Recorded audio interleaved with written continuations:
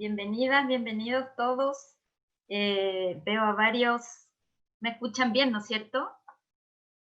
Genial. Le doy la palabra ahora a Macarena Salvo, quien va a moderar este segundo bloque. Macarena Salvo del Centro de Estudios del Conflicto y la Cohesión Social, y quien dará paso a la moderación para este segundo bloque, la mesa 1, múltiples manifestaciones de la desigualdad. Así que adelante, Mac. Gracias, Antonia. Bienvenidas, bienvenidos. Ahora este segundo bloque, ¿cierto?, del primer día de nuestra jornada de investigadores e investigadoras jóvenes en temáticas de desigualdad. Como decía Antonia, vamos a partir con la primera mesa, que se llama Múltiples manifestaciones de la desigualdad en Chile. Vamos a tener, cada uno de los presentadores va a tener 15 minutos, ¿cierto? Y luego van a tener el espacio de comentarios de parte de Macarena Orchard y de Aldo Madariaga. Bueno, voy a presentar la primera mesa, el primer expositor de la mesa es, el título es Supermercados, tarjetas de crédito y crisis alimentaria, de Gabriela Andrades y Claudia Núñez. Luego viene estatus socioeconómico, disposición estética y preferencias culturales, análisis de clases latentes en el Chile contemporáneo, de Roberto Velázquez, Felipe Sánchez y Matías Baxter. Luego viene la ponencia Identidad y Racismo en sujetos haitianos viviendo en Santiago de Chile, desde una perspectiva interseccional, de Mercedes Mercado. Y por último, la exposición de Territorio y Reterritorialización de tierras en tierras mapuches, una mirada desde la acción misional bávara y memoria colectiva mapuche en la zona de Valdivia entre 1900 y 1960, de Hernán González. Doy paso a la primera mesa para que pueda compartir pantalla, ¿cierto? Tienen 15 minutos, yo cuando tenga 5 minutos por el chat interno para no interrumpirles, les voy a decir que les quedan 5 minutitos así. No les interrumpimos mientras están exponiendo. Y luego Aldo y Macarena, que ya los veo a ambos allí, van a hacer sus comentarios, tienen 7 minutos y medio más o menos cada uno, pero son unos 15 minutos de comentario. Así que dejo a... Yo solo meto solo porque Claudia y Gabriela van a necesitar que proyectemos nosotras o...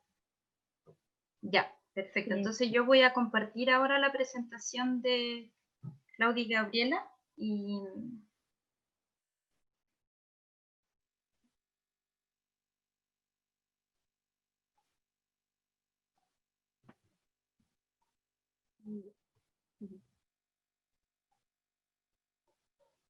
Estamos con problemas de internet, así que gracias, Antonio. Sí, las dos tenemos súper mal internet. Que ojalá que salga todo bien este ratito. Ya. Adelante, ustedes me dicen y yo voy pasando las diapositivas. Ya. Gracias. Buenos días primero. Como ya le mencionaron, con Gabriela les vamos a presentar nuestra tesis que se llama Supermercados, tarjetas de crédito y crisis alimentaria. Dale nomás. Ya, tenemos 4 ejes claves. En primer lugar está la consolidación de los supermercados y las instituciones financieras.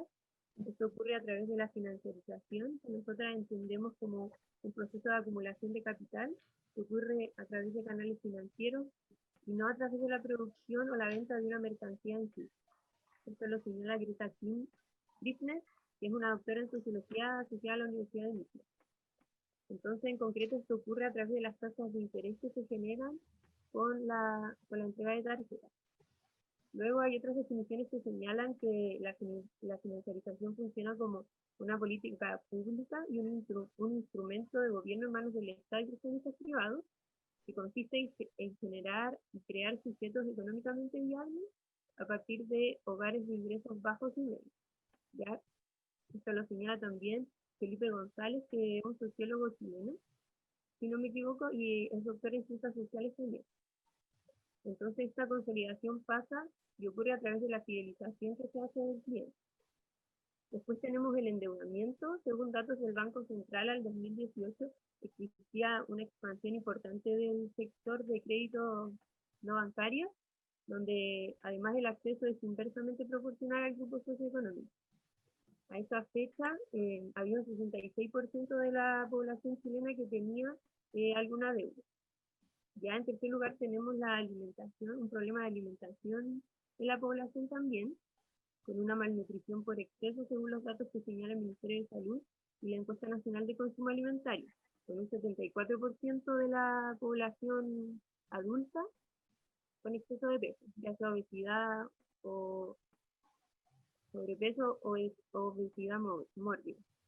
¿Ya? Entonces esto es problemático porque obviamente va asociado a un montón de enfermedades cardiovasculares, como pueden ser la diabetes, la hipertensión o la osteoporosis, entre otras.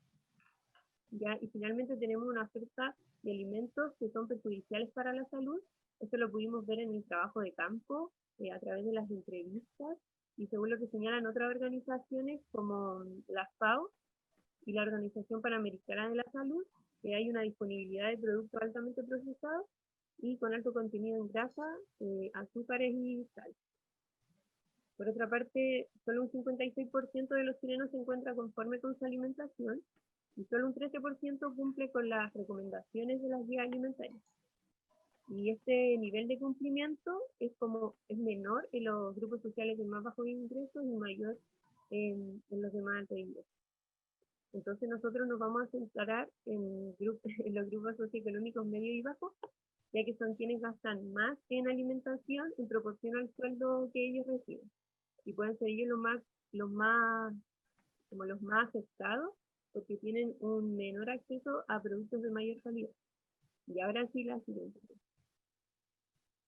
Bueno, como mencionaba mi compañera, nos nace esta pregunta de investigación. Solo voy a leer. ¿Cuál es la relación entre la masificación de entrega de tarjetas de crédito, especialmente aquellas de entidades financieras no bancarias, y en particular aquellas de cadenas de supermercados, con la actual crisis alimentaria? Entonces, ¿puedes pasar? Bueno, para nosotros la metodología que utilizamos en esta investigación, decidimos hacer un diseño metodológico mixto, ya que como no se había estudiado este fenómeno en el país, necesitamos recopilar la información de una manera más, abarcar la mayor cantidad de información posible. Para esto aplicamos encuestas y entrevistas en profundidad. Hicimos la recolección de datos en Maipú, ya que viendo las tasas de malnutrición, las tasas de endeudamiento y la tasa de cantidad de tarjetas de crédito por población, era la comuna que más se adecuaba a nuestro objetivo. Hicimos un estudio de caso con Walmart Chile específicamente, ya que Walmart es la cadena de supermercado que tiene más presencia a nivel nacional, y además los locales que tiene Walmart son muy distintos. Si nosotros vemos un hiperlíder con un líder común y corriente, Maipú presentan ofertas alimentarias súper distintas también a poblaciones súper diferentes.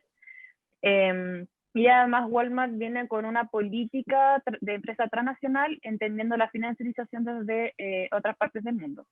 La población objetivo, nosotros trabajamos solamente con personas que realmente tenían la tarjeta líder, para poder entender cómo lo utilizaban en su día a día y qué significancia estas tenía. Y también tuvimos en consideración y encontramos importante mencionarlos que nosotros trabajamos con dos temas que son súper sensibles. Por un lado, el endeudamiento, y por otro lado, la malnutrición, la obesidad, sobrepeso, etc. Entonces sabemos que son temas que la gente nos pueden dar respuestas socialmente deseables más allá de lo que realmente ocurre en la realidad. Partiendo con los resultados y específicamente en el ámbito cualitativo, en la cita 1 podemos ver que cuando se le pregunta a la entrevistada por qué accede a una tarjeta de supermercado, ella señala que, claro, no tiene contrato y que por ello es invisible para el banco. Y con esto es posible ver, digamos, esta población objetivo y el fácil acceso que tienen a estas tarjetas de crédito, porque en el fondo le exigen súper pocos requisitos. En la segunda cita, podemos ver que la entrevistada señala que ocupa mucho la tarjeta, la ocupa para todo. O sea, igual es fuerte que una persona como que esté solventando todas las dimensiones de su vida como con el crédito. Entonces nosotros lo atribuimos a que la gente quiere mejorar su calidad de vida como lo más pronto posible, y por eso están accediendo como a este mecanismo que está tan normalizado que igual a largo plazo trae consecuencias negativas porque están gastando más dinero, si lo vemos a largo plazo. La siguiente, pues. Ahora, respecto a los resultados cuantitativos, tenemos que el 41% de los encuestados tiene una carga financiera mayor al 50% de su ingreso mensual. ¿Ya? La carga financiera sería como el porcentaje de sueldo que gastan en pagar las deudas. Por otra parte, un 31% posee solo una tarjeta, un 28% posee dos, un 22% posee tres y finalmente un 20% posee más de tres. ¿Ya? Y de estas personas, un 30% de los que tienen la tarjeta líder, además tienen la tarjeta Cencosud, y un 38%, además de tener la tarjeta líder, tienen la tarjeta Falabella, que son como las otras grandes cadenas que hay, ya sea de supermercados, porque Falabella está asociada a Totus, y de instituciones financieras. Bueno, con respecto el segundo gran resultado que nosotros pudimos sacar de nuestra investigación es que la oferta disponible se asocia con enfermedades relacionadas a la alimentación. Para entender esto, primero tienes que señalar ciertos puntos que presentamos acá en el PPT, mencionando primero que un 39% señala que su gasto en alimentación ha aumentado desde que posee la tarjeta líder. Y además el 66.8% de los encuestados utiliza su tarjeta de crédito líder para pagar gastos de alimentación. Este número a nosotros la verdad que nos ha impactado bastante porque es un número súper alto y desmitificamos un poco esta cosa de que la gente está sacando tarjetas de crédito súper rápido para comprar televisores o para tener como ciertos lujos económicos, sino que para solventar necesidades de primera necesidad como es la alimentación. Después, cuando preguntamos el lugar donde la gente compra sus alimentos, 50% nos dice que el primer lugar de abastecimiento sería el mismo supermercado líder y un 36% serían supermercados en general. Ya entonces dejando un porcentaje muy pequeño a comercio local, a carnicerías, verdulerías o a la misma feria. Por otro lado, el 85% de las personas que nosotros encuestamos dice haber tenido él o ella o alguien de sus familias, del núcleo familiar con el que vive, alguna enfermedad relacionada con la alimentación. Entre esto encontramos que un 53% tiene sobrepeso, 29% obesidad, 51% hipertensión y 27% diabetes, todas enfermedades relacionadas con la oferta alimentaria en la cual son presentados. Además, el 65% consume productos frecuentemente con sellos negros. Y cuando preguntamos sobre la variedad de la alimentación diaria, nos dicen que la gente que considera que su alimentación es poco variada, el 40% por razones de tiempo y el 30% por razones económicas. Yo creo que es importante agregar acá en esta diapositiva también que muchas de estas respuestas nosotros sabemos que son socialmente deseables más allá de una información realmente fidedigna, porque nos pasó muchas veces en el trabajo de campo que nosotros encuestábamos a los papás que iban con niños, por ejemplo, y los niños nos decían como, pero papá no mientas, como nosotros consumimos mucho más fruta con sellos negros, consumimos mucho más chatarra o las mismas bolsas de comida que nosotros podíamos observar, nos demostraban otra cosa. Antes, si podéis cambiar la diapo. Gracias. Y en esta cita de una de las entrevistas que nosotros realizamos, nos damos cuenta de por qué esta oferta alimentaria diferente podría generar problemas de alimentación. Lo que nos está diciendo, si tenemos en consideración que casi el 70% de la gente gasta esta tarjeta en alimentación, nos damos cuenta que esa alimentación también corresponde a una oferta alimentaria un poco más limitada, ¿ya? Nosotros hicimos preguntas sobre la disponibilidad dentro del supermercado en donde estábamos encuestando y, por ejemplo, preguntábamos por la disponibilidad de carnes y pescados frescos y explicando muchas veces que nos referíamos a una especie de carnicería dentro del supermercado. Muchas veces la gente nos decía que la disponibilidad era bastante buena, en una escala de 1 a 10 nos mencionaban un 8, incluso muchas veces un 10, cuando en realidad este supermercado ni siquiera tenía una carnicería propiamente tal, solamente tenía carne congelada. Entonces ya no estamos presentando una oferta alimentaria o como nosotros entendemos esta oferta alimentaria un poco más reducida, en donde solamente, por ejemplo, habían dos espacios para fruta y verdura y las góndolas más importantes o las que más llamaban la atención y que tenían estas ofertas asociadas a la tarjeta líder siempre estaban presentadas con papas fritas, aceite, arroz, tallarines y bebida. Era lo principal y algunos productos de aseo. Si podemos cambiar la diapositiva. Gracias. Entonces, ¿por qué nosotras nos planteamos esta pregunta? ¿Por qué esto sería o constituiría una desigualdad socioeconómica? Nosotros ya entendemos que la deuda pasa a ser una forma naturalizada de cómo llamamos la economía doméstica. No entendemos la vida normal sin una deuda, es algo que todos entendemos desde muy pequeño y la deuda ha sido parte de la vida siempre, sobre todo ahora con los tiempos que estamos viviendo. Entonces nosotros nos damos cuenta que este problema tiene dos ejes importantes que son los que abarcamos. Por un lado nos dimos cuenta que, o sea, no nos dimos cuenta, es algo bastante obvio, que hay bajos ingresos económicos en el país. Ya, si bien nosotros decimos que el promedio en el país son 500.000 pesos, sabemos que eso no alcanza a sustentar la vida de las personas y menos los gastos básicos de las personas, ¿ya? Dentro de la gente que nosotros encuestamos, ciudadanos de a pie en el fondo, en el supermercado, en la comuna de Maipú, el 50% se presentaba bajo la línea de la pobreza, una línea de pobreza solamente considerada desde el lado económico, no considerándola desde el lado de la pobreza multidimensional, lo que aumentaría mucho más el porcentaje y es lo que a nosotros también nos interesa investigar. Entonces nos damos cuenta que toda esta gente está bajo la línea de la pobreza y que no es capaz de solventar sus necesidades básicas y generamos una deuda para solventar estas necesidades, ¿ya? Como estamos ocupando una tarjeta de crédito para poder comer, generamos carencias alimentarias también porque nos presentamos una oferta alimentaria que no nos permite mantener un nivel nutricional adecuado. Esto nos genera una desigualdad en la disponibilidad de la oferta de alimentos. ¿Por qué? Nosotros cuando empezamos la investigación recorrimos varios supermercados líder para ver qué era lo que estaba pasando en los supermercados y nos dimos cuenta que es muy distinto un supermercado líder en la comuna de Maipú a un supermercado líder en la comuna de Las Condes. Los precios son distintos y los productos que tienen son distintos. Entonces ya le estamos dando una oferta alimentaria a las personas en el círculo que están inmersos que es de mala calidad. Y esto a su vez ocasiona malnutrición. Este es un problema que a nosotros nos llama mucho la atención porque nosotros tenemos por un lado el problema de la deuda y por otro lado el problema de la nutrición. Sabemos que en Chile no hay gente, o el porcentaje de gente que no tiene para comer es muy poca, pero sí los niveles de obesidad y sobrepeso han aumentado mucho en este último tiempo. La gente se está alimentando, pero con alimentos de mala calidad, ¿ya? El problema de esto es que nosotros estamos viendo esto desde el mismo dueño, por así decirlo, que sería en este caso Walmart Chile, que por un lado le entrega créditos de fácil acceso a las personas, donde prácticamente tienen que ir solamente al RUT para poder tener un avance en efectivo o una tarjeta de crédito, y por otro lado les sugiere una oferta alimentaria muy precaria. Y Walmart lo que hace es fideliza a la persona a través de su deuda, le dice te ganas puntos si es que compras mi propia comida. La gente no tiene mucha opción, entendiendo que ya se están endeudando para esto.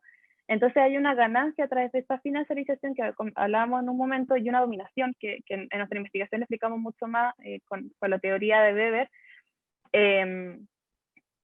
que generaría una dominación o este trabajo como doble en el fondo dentro de la misma población a través de la empresa, viéndolo de dos ejes distintos. Eso sería nuestra presentación. Muchas gracias. Muchas gracias, Claudia y Gabriela. Ahora vamos a dar paso a la ponencia de estatus socioeconómico, disposición estética y preferencias culturales, análisis de clases latentes en el Chile contemporáneo, de Felipe Sánchez y Roberto Velázquez y Matías Baxter. Hola, dame un segundo para ver si se proyecta bien la presentación. ¿Se puede ver? ¿Me pueden decir si se ve bien? Se ve súper bien, se ¿Sí? escucha bien. Sí, dale nomás. Muchas gracias. Bueno, yo soy Roberto Velázquez, soy historiador y sociólogo. Lo que les presentamos hoy es un análisis de estatus socioeconómico, cierta disposición estética y preferencias culturales en el contexto de la desigualdad a través de un método de análisis estadístico de clases latentes. Esto se desprende de mi tesis doctoral, en realidad, que tiene que ver con el estudio cuantitativo de la economía política del arte en general. Y este trabajo es una aplicación empírica con mi colega que está acá, Felipe Sánchez, aplicado a cierto método estadístico para problematizar una nueva área de estudio de la desigualdad cultural en particular.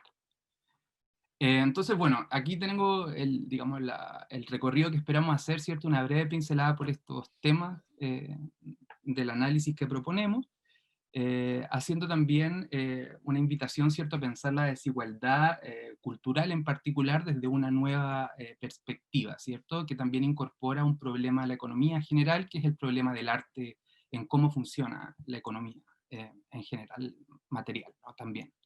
Entonces, la primera parte de la presentación voy a hacerla yo, voy a hablar del marco teórico, y luego Felipe va a hablar de los métodos y de los resultados. Ya, entonces parto yo.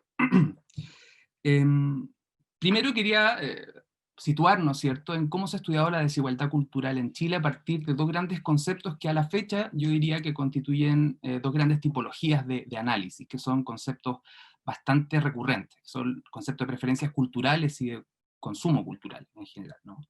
A la fecha en Chile, de hecho nosotros desde los 90 hasta el 2020, hemos podido ver una creciente complejidad también en los estudios, tanto mixtos, yo diría, también cuantitativos y cualitativos, sobre cómo la desigualdad en la cultura, ¿cierto?, se expresa en el plano de la estratificación social, ¿cierto? Tenemos grandes discusiones en torno al problema del estatus, tipologías de consumo, ¿cierto?, que vienen dados por problemas asociados a la clase, perfiles culturales que tienen que ver con los modos de vida, imaginarios sociales que tienen que ver con las representaciones, territorios, nivel educacional y mercados, que aquí hago un distingo entre esos tres colores distintos, que son nuevas áreas que están creciendo, ¿cierto?, para hablar de problemas con el equipamiento cultural, las credenciales y el ingreso a la hora de ver cómo los chilenos, ¿cierto?, en particular consumimos cultura. Ahora, en términos de evaluación general, podríamos decir que la mayor parte de estos estudios han contribuido profundamente, ¿cierto?, a entender esta desigualdad, pero también desde una suerte de correlato estructural, donde podríamos decir que existe una asunción, ¿cierto?, de que lo que ocurre en el plano de la cultura es también una suerte de reflejo de lo que ocurre en el problema de la economía política general del país. También aquí hago una distinción en particular, que esto se trata del análisis cuantitativo, es el que digamos, no ha logrado salir aún de ese correlato, del reflejo me refiero, ¿no? El análisis cualitativo sí lo ha hecho muchísimo más y ha tenido grandes avances en pensar el arte no solo como un reflejo estructural, ¿cierto?, de la sociedad, sino también como un espacio de agencia social. Entonces, bueno, ¿de dónde viene esa genealogía conceptual de lo que nosotros conocemos hoy como el consumo cultural en Chile? Podríamos decir, bueno, de grandes tradiciones, ¿no? De grandes tradiciones que son las que acuñan estos conceptos en particular, y aquí propongo dos conceptos de proviso, ¿cierto?, de lo que entendemos por preferencias y consumo cultural. El primer concepto, que es preferencia, ¿cierto?, hace más relación a esta suerte de interpretación integrada de diferentes condiciones sociales, ¿no?, que dan forma a la cultura, y aquí entendemos cultura como modos de vida, ¿cierto?, tiempo libre o socialización simbólica, ¿no?, que sirve como una suerte de libro de código, ¿no?, donde nosotros recurrimos a él para decodificar o interpretar, ¿cierto?, las relaciones de ego-alter, lo privado, lo público, lo nacional y lo transnacional. Y por otro lado, ¿cierto?, estas mismas teorías, ¿no?, o tradiciones, nos han permitido entender el consumo cultural como una forma de análisis, ¿no?, que se basa sobre un concepto generacional, ¿cierto?, que es el de gusto, y que en general sirve como un medio para comprender y distinguir, ¿cierto?, cómo grupos heterogéneos se reproducen, ¿no? Se reproducen en base a sus características económicas, políticas, posiciones culturales, etcétera, ¿no? Que estas dos distinciones las hace una investigadora que en este momento está en la Universidad de Manchester, ¿cierto?, que es Tali Katz-Kerro en el 2004. Ahora, nosotros conocemos todas estas tradiciones que están acá, que además coinciden en algo muy interesante, que es un nuevo esfuerzo, ¿no?, que de hecho esta es una cita de un libro que se acaba de publicar, llamado Measuring Culture, ¿no?, de este año, donde es un nuevo esfuerzo para entender la cultura también como una matriz, incluso podríamos decir probabilística, de qué es posible, ¿no?, qué es posible pensar en términos del consumo cultural. No sé si se sigue viendo el PPT. ¿Sí? Sí se ve. Ya, Sí. Perdón. Entonces, digamos, ¿cómo podríamos también pensar conceptualmente una nueva forma de entender el consumo cultural si nosotros entendemos cómo estas tradiciones han pensado la cultura como el punto de partida para medir problemas de desigualdad, etcétera, ¿no? No solo en Chile, me refiero como a nivel de tradición. Bueno, la gran discusión, digamos, a la fecha ha utilizado conceptos como el omnivorismo cultural, ¿cierto? Las posiciones de estatus, como apertura cultural que viene también de ciertos regímenes postmaterialistas, y que en general no asumen que la cultura es un sistema social donde uno podría descifrar, ¿cierto? Tensiones de la economía política general a nivel de contexto, ¿cierto? Por eso hay una J, ¿no?, como que anida, ¿cierto?, cierto tipo de interacciones que nos presentan desigualdad en la distribución del capital en individuos y, ¿cierto? Es lo que aparece ahí abajo. Ahora, lo particular de otras tradiciones, y creo que aquí podríamos llegar a hacer una contribución al desplazarnos, ¿cierto?, de esa noción de cultura, es que existe un cuerpo teórico donde dentro de la cultura, ¿cierto?, se hace una distinción clara de que no todo lo que consumimos, ¿no?, requiere simplemente las condiciones materiales para poder consumirlo, ¿no? De hecho, hay algo que Bourdieu, ¿no?, con su clásico distinción, ¿no?, llama el problema del sistema social del arte en su propia economía, ¿no?, donde hay una tensión entre la economía del valor y del arte, y que tiene que ver con una querella, que podremos hablar, digamos, si hay tiempo, que es un concepto llamado la autonomía del arte. Entonces, estas tradiciones, donde también tenemos a Michel Lamon y por otro lado un antropólogo como Apadurai, ¿no?, dirán, hay algo propiamente estético, hay una razón propia en el arte que también afecta el consumo, y que no solo se debe a disputas de estatus, ¿cierto?, no solo se debe a disputas de clase, etcétera, sino que hay algo en el arte en sí mismo que merece ser explicado, ¿no? No podemos asumir que el problema estético en el consumo cultural es simplemente un ruido, ¿no?, que vamos a, o que lo vamos a capturar con un proxy de consumo, ¿no?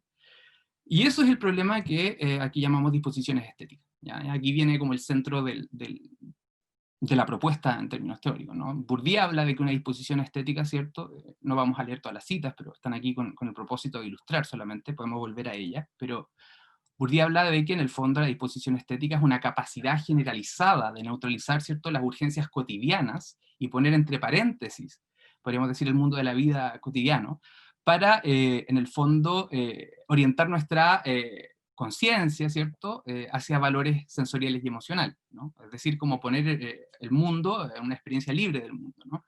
Que es un problema que él, claro, en distinción desarrolla en 1981, pero luego el 91, ¿cierto?, se vuelve a repetir con las reglas del arte, el amor al arte, el 92, ¿cierto?, que es un análisis en museo, y por último el 2013, cuando se publica este libro Manet, una revolución pictórica, ¿cierto?, vuelve a reflexionar sobre el problema de la estética dentro del sistema social del arte, que es algo que lo constituye, ¿no? Y que podemos ver que ese problema continúa en la filosofía, incluso con pensadores como Agamben, ¿cierto?, y Rancière, pero también en la teoría política, como alguien como André Orleans, ¿cierto?, en el problema del imperio del valor, en la antropología, con la vida social de las cosas, con Apadurai, ¿cierto?, en la sociología, de nuevo, con Boltanski, en, bueno, Etol, ¿cierto?, en el nuevo espíritu del capitalismo, también podríamos decir en la economía propiamente de los mercados creativos, con Beck, ¿cierto?, donde se distingue que claramente, y estas citas las podemos revisar luego, ¿no?, que el arte tiene su propia disputa de valor, ¿cierto? Que el arte, la obra de arte existe como un propio, tiene una relación con el concepto de labor, ¿cierto? Que no es solo trabajo, es labor, ¿no? Y también con el de mercado, y también en términos de circulación y mercancía. Y esto vale la pena diferenciarlo, ¿no?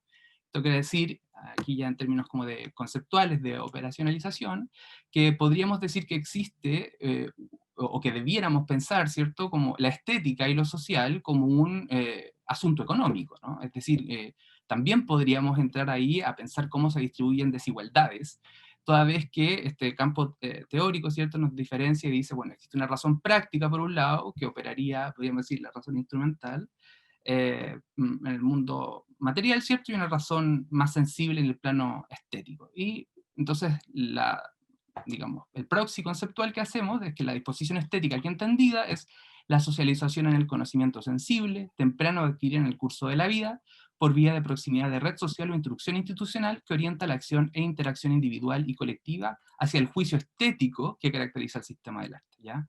Y aquí vamos a proponer dos proxies para medir eso. Aquí solamente Felipe lo va a explicar, ¿cierto?, la distinción de que el consumo cultural, por lo tanto, también debiera implicar un reconocimiento de variables asociadas, perdón, a lo propiamente estético, que llamamos aquí el debate de las disposiciones estéticas. Así que los dejo ahora con Felipe.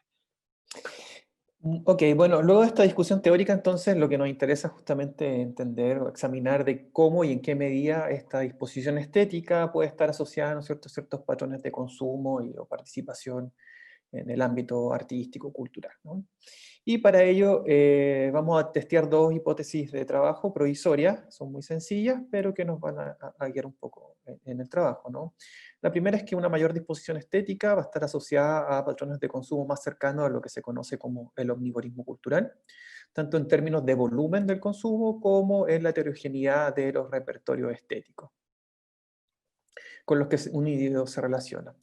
La siguiente hipótesis, entonces, es que aquellos que tienen un estatus socioeconómico más alto y una disposición estética más desarrollada van a tener un efecto que va a potenciar entonces la participación o un consumo cultural de nuevo más cercano al omnivorismo cultural. Por el contrario, aquellos con estatus socioeconómico más bajo, la disposición estética tendrá un efecto compensatorio, ¿no? Es decir, aquellos con una disposición estética más desarrollada van a tener un patrón de consumo y participación con al menos un mayor volumen que aquellos que no poseen esta disposición estética. Para ello lo que hacemos es utilizar, para testear esta hipótesis, vamos a utilizar la encuesta nacional de participación cultural de 2017, y vamos a medir consumo cultural de dos maneras, pero yo creo que por tiempo solo vamos a referirnos al análisis de clases latentes, ¿no? El análisis de clase latente es una técnica estadística multivariante que extrae constructos latentes a partir de un conjunto de indicadores categóricos, ¿no? Estos indicadores categóricos que vamos a utilizar acá son diferentes actividades o bienes culturales en los que los individuos de la encuesta han participado en los 12 meses anteriores, ¿no? Y esas actividades o bienes culturales los dividimos en dos grandes tipos, ¿no? Expresiones o bienes culturales de élite, que incluye el teatro, la danza, ópera, visitar galerías de arte, etc. Y expresiones o bienes culturales de orden de consumo masivo o comercial, ¿no? Recitales de música popular, de rock, ir al cine, ir al circo, etcétera, etcétera. Y entonces nuestras variables explicativas, ¿no es cierto?, de este modelo van a ser estatus socioeconómico, que vamos a utilizar educación e ingreso por hogar. Nuestras variables de disposición estética van a ser dos: socialización estética, ya que socialización estética, ¿no?, que son estas dos posibles vías. Por un lado, utilizamos dos posibles vías de socialización que están relacionadas con el desarrollo de la disposición estética, ¿no? Una vía más o menos formal, que es por medio de la participación en cursos o talleres artísticos, que la vamos a llamar instrucción estética, y una vía informal, que es a través de la proximidad con algún familiar que practique profesionalmente el arte o que incentive la participación en este tipo de actividades culturales, artísticas, etc., ¿no? Además agregamos una variable de pueblo originario, que hasta ahora, al menos en los estudios en Chile, no tenemos noticia de que se haya considerado la etnicidad como una variable que pudiera cumplir algún papel en las prácticas de consumo y o participación cultural. Es algo que llama la atención.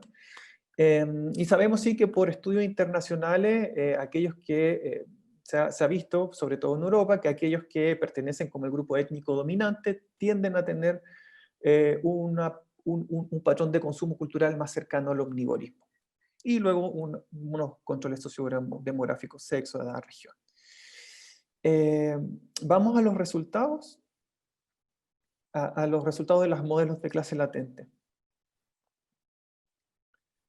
Más adelante, por favor. Vamos a ver solo los clases latentes.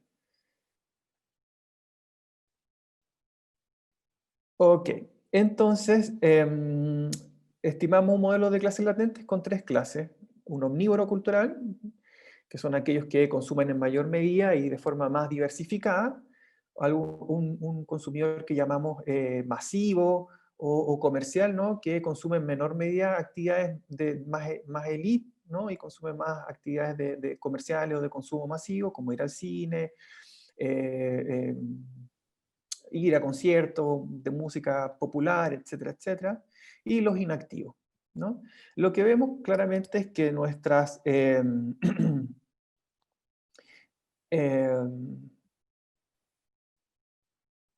lo que vemos, ¿no es cierto?, entonces es que entre las variables de estatus socioeconómico, la educación está positivamente asociada con ser omnívoro y con los consumidores de masa o comercial, pero negativamente asociado con ser inactivo, ¿no? Algo que es bastante esperado y que está bien establecido en la literatura. Las variables de disposición estética, ¿no?, socialización estética e instrucción estética, llaman bastante más la atención, ¿no? Como se pueden ver aquí, las líneas azules corresponden al consumidor omnívoro, ¿no? y vemos que las dos variables de disposición estética están positivamente asociadas con ser omnívoro, pero negativamente asociadas con las otras dos clases, ¿no? Asimismo, nuestra variable de pertenencia o pueblo originario también tiene una asociación positiva con ser omnívoro, mientras que no hay ninguna asociación visible con pertenecer a la clase de consumidores masivos y a los inactivos, ¿no? Y esto es muy llamativo porque de alguna manera contradice, ¿no es cierto?, la evidencia internacional que muestra que aquellos que pertenecen como a los grupos étnicos dominantes tienden a tener un patrón de consumo más, ¿cómo se dice?, más cercano al omnivorismo, ¿no? Luego la siguiente figura, entonces, muestra una interacción que hicimos, que es educación por socialización estética, para testear esta hipótesis, ¿no es cierto?, de que hay un efecto compensatorio que tendría la disposición estética sobre, sobre la participación en el consumo cultural. Y lo que vemos es que efectivamente esa hipótesis de alguna manera se cumple. La primera figura, ¿no es cierto?, vemos que aquellos que tienen disposición estética en promedio están más cercanos al omnivorismo, ¿no es cierto?, y la pendiente se hace mucho más pronunciada a medida que esas mismas personas aumentan sus niveles educacionales. Aquellos que son consumidores masivos o de productos comerciales, ¿no es cierto?, nuevamente también observamos lo mismo. Si no tienen disposición estética, los niveles educacionales hacen que, a medida que aumentan sus niveles educacionales, tienen más probabilidades de quedar en esta clase. Pero, al contrario, si tienen una disposición estética, tienen menos chances de quedar en esta clase, ¿no? Se genera un efecto cruzado. Y lo mismo pasa con inactivos, ¿no? Tener disposición estética reduce las probabilidades de quedar en esta clase. Pero en promedio, aquellos que no tienen disposición estética tienen una probabilidad un poco más alta, ¿no? Y que igual se reduce, ¿no? Se compensa con los niveles educacionales, ¿no? Esos son los resultados. Ya creo que nos pasamos un poquito con el tiempo, así que vamos a dejar hasta ahí los resultados, después podemos seguir comentando. Eso, muchas gracias. Muchas gracias. Muchas gracias, Felipe y Roberto. Vamos con la tercera presentación, identidad y racismo en sujetos haitianos viviendo en Santiago de Chile desde una perspectiva interseccional, de Mercedes Mercado. No te escuchamos, Mercedes, no.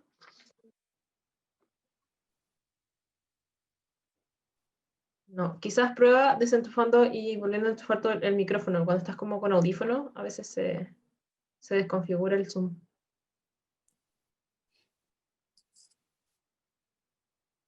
No. Yo no te escucho al menos.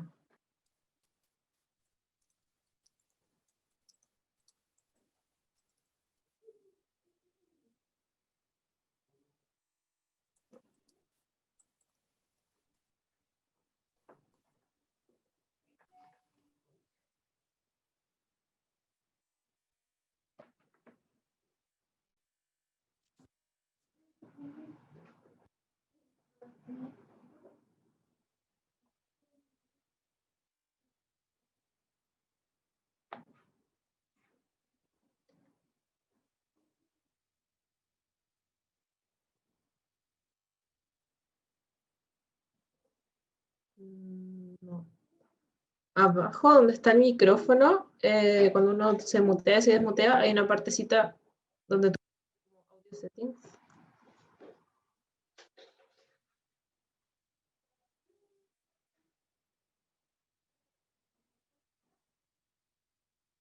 Ahí. Eso.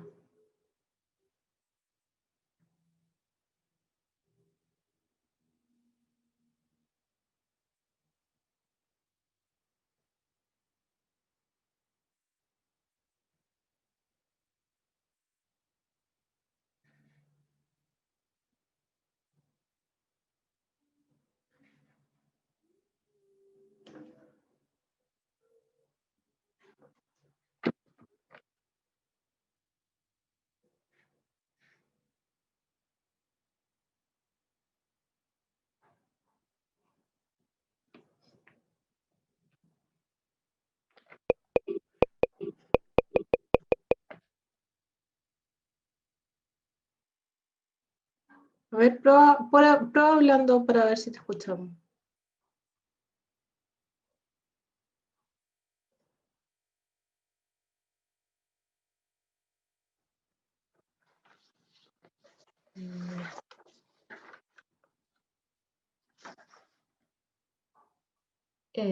Anto, ¿te parece si pasamos a la otra ponencia por mientras, para no retrasar? Mientras tanto, así puedes revisar el tema de la conexión. Entonces, así tienes unos minutos para poder revisar y pasamos entonces a la exposición de Hernán González.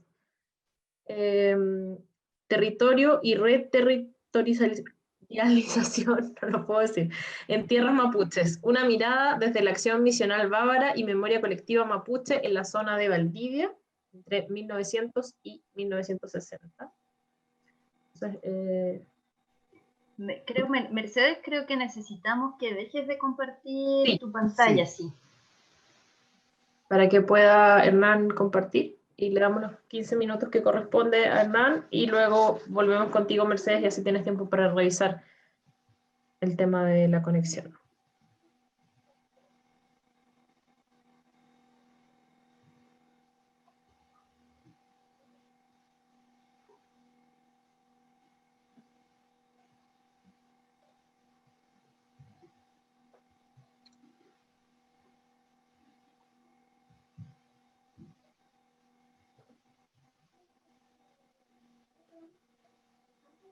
Bueno, muy buenas tardes. Mientras tanto, necesito que la persona... No sé si se me escucha. Sí, se escucha. Bueno, mientras tanto, Marimari Compuché, Inche Hernán González Quitulef, Inche Malalwe Lof Mapu, Inche Quimiltuchefe, Historia, Geografía y Ciencias Sociales. Muy buenas tardes, yo soy Hernán González, yo soy de la comunidad Malalwe Lof Mapu, en la región de Los Ríos hoy día, y lo que yo quiero presentar son los avances de... ahí parece que está la presentación de la persona anterior. Como decía, yo quiero presentar los avances de investigación de mi tesis doctoral en la Universidad Austral, de mi estudio de doctorales. Pero para eso necesito ver. Ahí dejo de compartir, Mercedes, ya. Sí.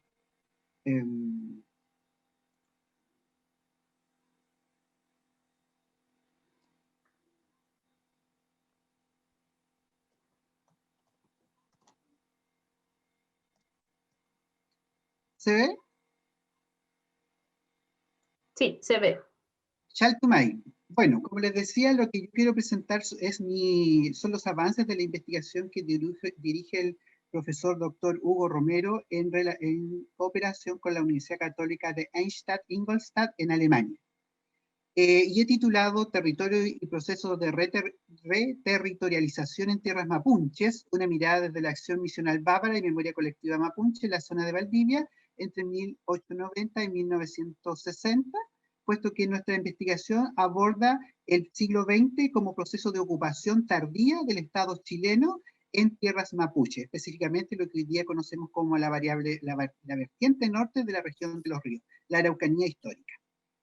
Esta investigación, o por lo menos esta ponencia, busca centrar la mirada en dos objetivos: comprender las dinámicas de territorialización que desarrolló el Estado, la Iglesia y las comunidades mapuches que experimentó la provincia de Valdivia para transformar este espacio que era territorio indígena en un espacio económico y jurídicamente administrativo por el Estado chileno, y la funcionalidad que en ese proceso tuvo la Iglesia en relación a las comunidades o los mapuches, y valorar el aporte de la geografía histórica y la geohistoria para la comprensión de dinámicas sociogeográficas en espacios de reciente ocupación en la zona de Los Ríos, puesto que se termina de territorializar este territorio desde la óptica del Estado hacia 1950, tan tardíamente como esa fecha.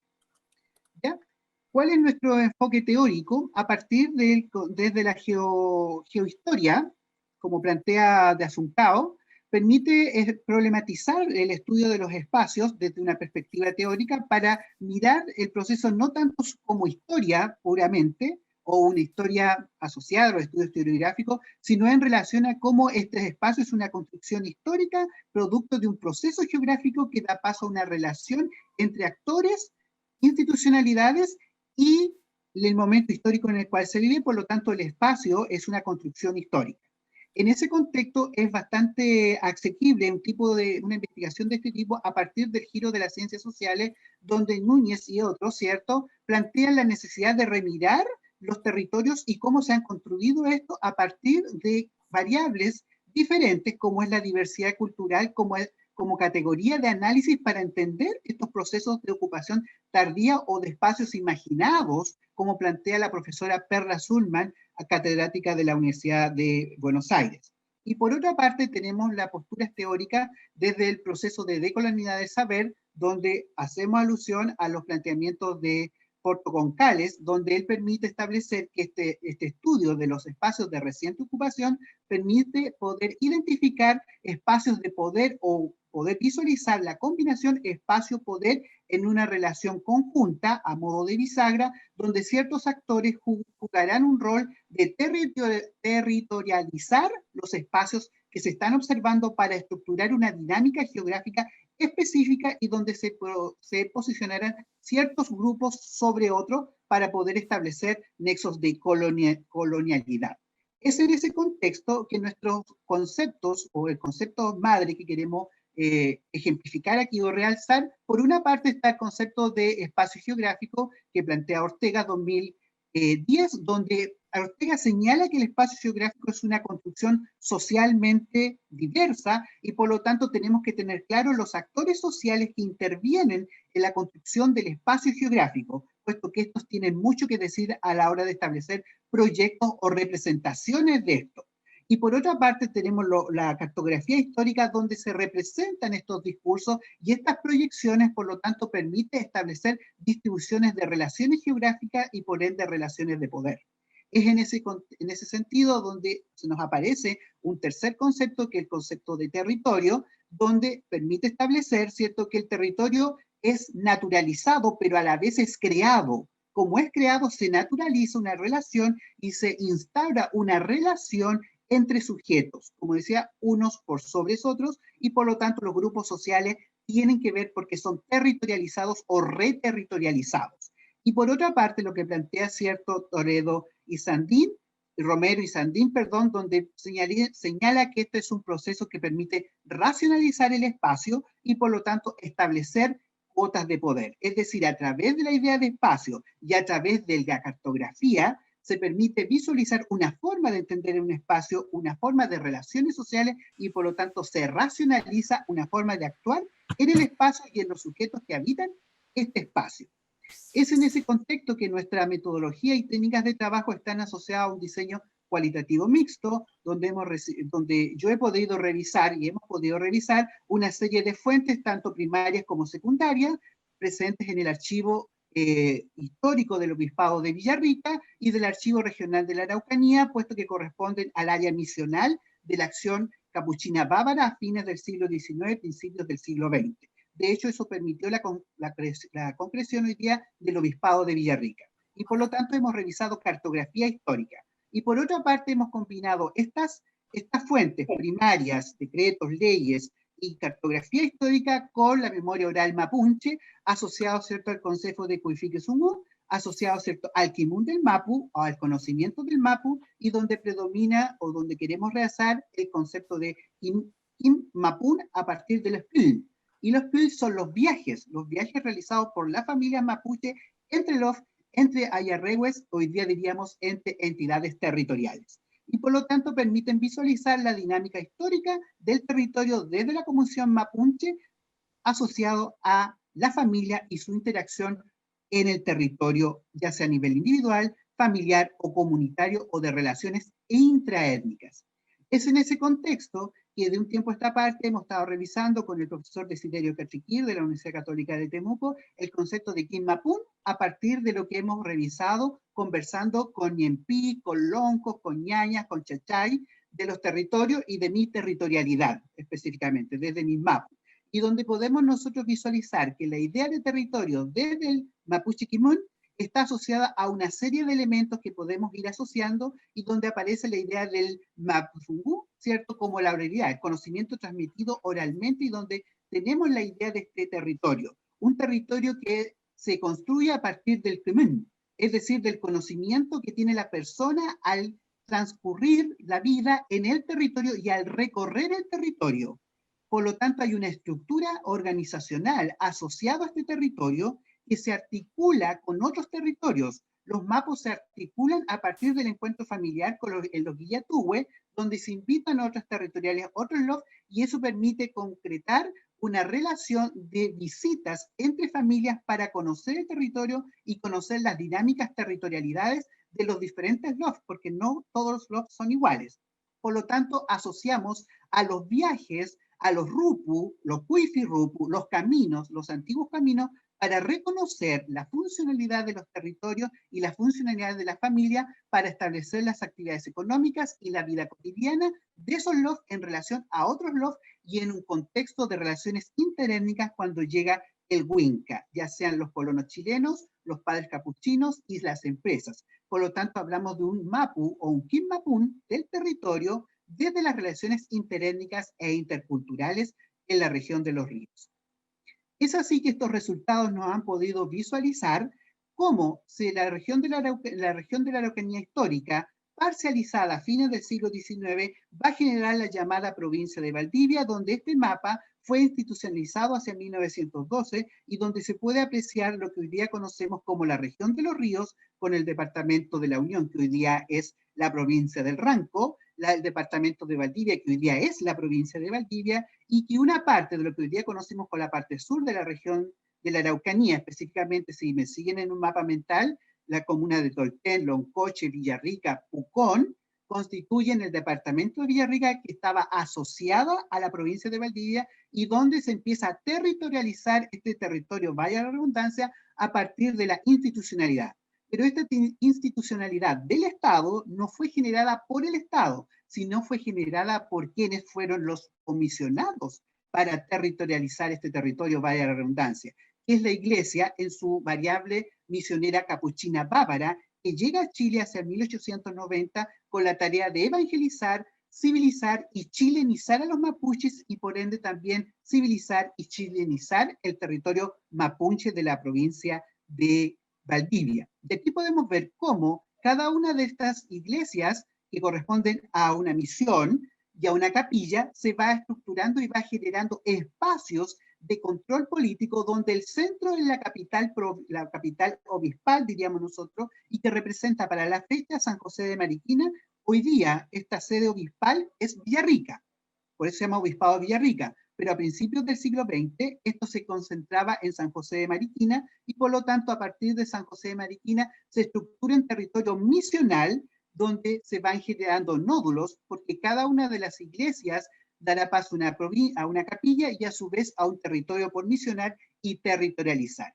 Esta concentración de conocimiento generará los espacios misionales, como podemos observar aquí, donde en el centro ustedes ven el territorio misional de la capilla de San José de Mariquina, la capital provincial, y a un costado tenemos la misión de Lanco, que es la más pequeñita que está de color celeste, y donde ustedes pueden ver cómo el conocimiento de la misión de los capuchinos en el centro San José de Mariquina hacia 1920, porque este mapa está asociado ahí, tiene mapeada, ¿cierto?, los cursos hídricos del territorio y a su vez tiene mapeado, ¿cierto?, las comunidades. Sabe muy bien dónde están las comunidades, sabe muy bien cómo llegar, pero también están estructurando el territorio y dándoles una funcionalidad, porque si ustedes ven la línea que está entre blanco y negro corresponde al ferrocarril, un ferrocarril que recién se termina de construir en 1930, pero que para 1920 ya incluso ya tiene el diseño por dónde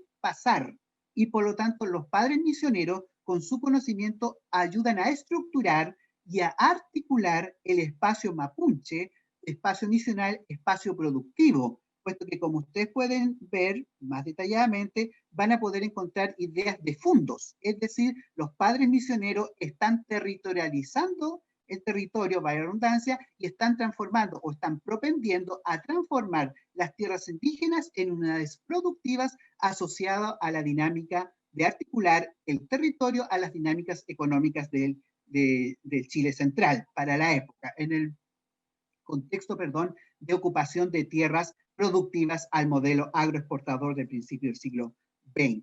¿Ya? Entonces tenemos una doble misión. Por una parte se territorializan las tierras indígenas y por otra parte se le dice al Estado por dónde llegar y cómo articular las tierras para darle cierta estructura económica y por ende también articular a la población que tenemos ahí.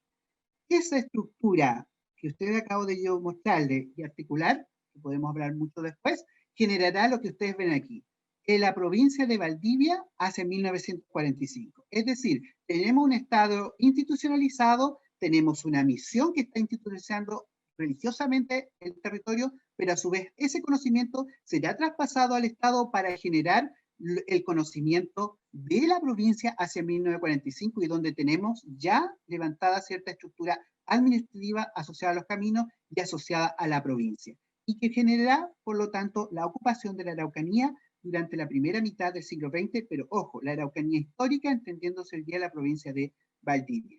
Ya para ir cerrando, podemos concluir preliminarmente que la articulación de las dinámicas socioculturales generadas por las misiones contribuyeron a territorializar y reterritorializar. ¿Por qué territorializar? Porque ellas ya van a generar, ¿cierto?, la idea de los LOF, y a su vez, cuando se le entrega este conocimiento al Estado, el Estado va a imponer su estructura a través de las comunas. El mapa de San José, que yo les vi de la misión, es hoy día la comuna de Mariquina, administrativamente, pero tiene su mapa asociado a la misión primero. Y territorializará, ¿cierto?, en un contexto de circuito económico, a los territorios indicando cuáles son los fondos y por lo tanto cuál es su funcionalidad económica. A la tierra se le está diciendo qué producir y qué se va a producir y por lo tanto también es una unidad administrativa y una unidad social para el control de la población. Esto permitirá, ¿cierto?, de alguna manera legitimar las usurpaciones territoriales y la usurpación de tierras indígenas al decir los indígenas tienen que estar en el cerro, allá están en los cerros, mientras que los terrenos planos son para ocupar. Por lo tanto, favorecerán las actividades agroganaderas forestales, hoy día agroturísticas y frutícolas, que son los mismos territorios que fueron territorializados a principios del siglo XX, hoy día son las zonas productivas de la zona de Mariquina. Y por otra parte, este mismo conocimiento está permitiendo hoy día el poder remirar el mapa a partir del KIM, que todavía está presente en las comunidades, desarrollar una idea identitaria de las comunidades indígenas asociado al Cuifimapu, a los antiguos territorios, asociado a la historia del territorio, cómo fue territorializado por los padres bávaros y cómo fue territorializado nuevamente por el Estado y que hoy día permite entender por qué las comunidades están donde están y cómo se han perdido las tierras ancestrales en la provincia de Valdivia, hoy día región de los ríos. Chaltumay, por la oportunidad de poder participar y conversar con ustedes. Muchas gracias, Hernán, justo en el tiempo. Vamos ahora a ver, Mercedes, si es que puedes compartir pantalla y probar el audio.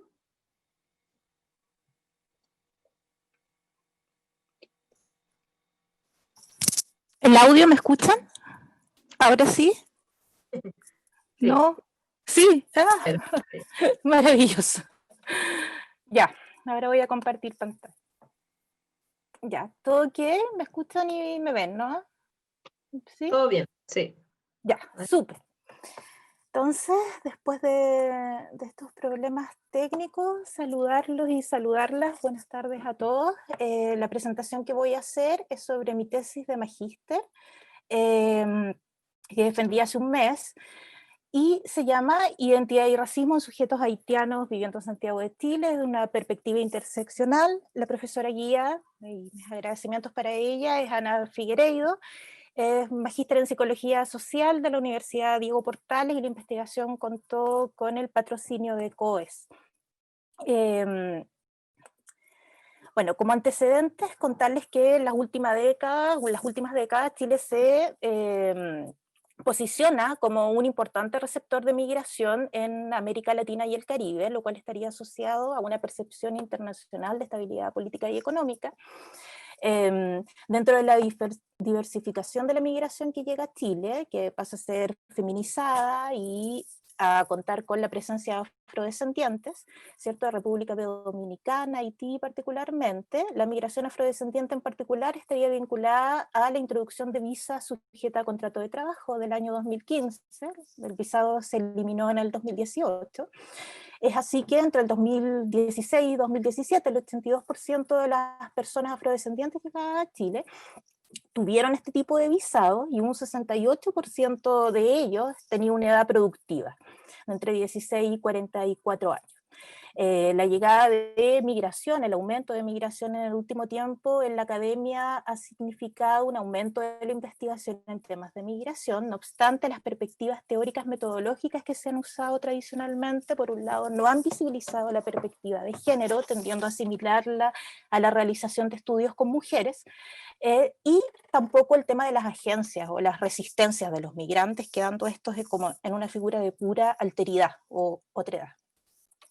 La investigación entonces que realicé, el objetivo general fue explorar y describir las construcciones identitarias y la potencial presencia de racismo, de experiencia de racismo en inmigrantes afrodescendientes en edad productiva, laboralmente activos, residentes en comunas de estratos socioeconómicos medio y medio bajo de la ciudad de Santiago de Chile, y como específicos, muy brevemente, sus construcciones identitarias en los ámbitos laborales y afectivos sexuales, la potencial presencia de racismo, pesquisar y comprender, explorar y describir la potencial presencia de interseccionalidad entre los ejes de sexo, género y étnico-raciales, y indagar también sus potenciales respuestas o resistencias ante las experiencias de racismo. Como marco teórico fue fundamental la noción de interseccionalidad, ¿cierto? Que esta es una perspectiva que explora cómo distintos ejes de diferencia articulados en múltiples niveles simultáneos se relacionan con la emergencia de exclusión, desigualdad, pero al mismo tiempo forma a los sujetos. Algunos de estos ejes están en la mayoría de las situaciones sociales, ¿cierto? Como el género, la edad, la etnicidad, la clase social, a otras son más particulares, por ejemplo, en contexto de refugio, migración o religiones, y algunos también tienen un mayor peso de los contextos históricos, como el caso de las colonizaciones. Por lo tanto, las categorías a utilizar dentro de un análisis interseccional no debieran ser asumidas de antemano, sino considerar que estas emergen de la experiencia situada de los sujetos. Además, la perspectiva permite visibilizar la opresión y la dominación, pero también las resistencias y agencias. Como identidad, utilizamos perspectivas influidas por el postestructuralismo, en particular los estudios culturales, que ven que la identidad es una construcción móvil, siempre en movimiento, de discursos, prácticas y posiciones sociales frecuentemente cruzadas y antagónicas, un punto de sutura, ¿cierto?, entre los procesos de subjetividad asociados al sujeto y las estructuras, y la perspectiva interseccional, ¿cierto?, que considera que también es un proceso, la identidad donde discursos, matrices de significados y memorias históricas constituyen la base para diferentes identificaciones que se reinscriben en la subjetividad de la experiencia colectiva. Como racismo, muy brevemente, utilizamos varias nociones, pero la primera de ellas, que es muy general, dice que es un sistema de poder construido en torno a una categoría discursiva, que es la raza, la cual legitima la exclusión sobre la base de supuestas diferencias genéticas y biológicas. También la noción de Quijano desde los estudios coloniales, ¿no?, o descoloniales, que dice que es una manifestación, ¿cierto?, de la colonialidad del poder, omnipresente, ¿cierto?, y con plena vigencia en las relaciones sociales contemporáneas. También la noción de racismo estructural, ¿cierto?, que destaca que el racismo tiene una estructura material propia, diferente de la clase social y diferente del género, si bien pueden, ¿cierto?, tener relaciones, ¿cierto?, desde la perspectiva interseccional, ¿cierto?, se pueden manifestar, pero tienen una estructura diferente. El racismo internalizado, que pone el acento en el proceso por el cual las personas racializadas asumen la racialización discursiva, ¿cierto? Y dejan de definirse por sí mismos, ¿sí? De construir una identidad en base a sus propias definiciones y asumen las definiciones hegemónicas, y la noción de prejuicios manifiestos y sutiles, ¿cierto? Que da cuenta de cómo en una sociedad, después de la Segunda Guerra Mundial en particular, se instalan normas antirracistas por las cuales el racismo, el prejuicio racial se reestructura, ¿ya? Eliminando las manifestaciones visibles, manifiestas, directas o calientes, y optando por algunas más sutiles. Metodológicamente, muy breve, es una investigación cualitativa con una epistemología de la teoría crítica. Se utilizaron entrevistas semiestructuradas en profundidad. El diseño fue polifónico con varias posiciones mostrales, ¿cierto? Para obtener, ¿cierto? Discursos desde distintas perspectivas de los participantes. Finalmente se entrevistaron 16 personas, 10 hombres, 6 mujeres, entre 21 y 44 años de edad. Fueron 29 entrevistas en total. Método de reclutamiento bola de nieve, ¿cierto? Y la estrategia de análisis e interpretación, análisis de contenido temático en base a temáticas previamente definidas en ejes temáticos.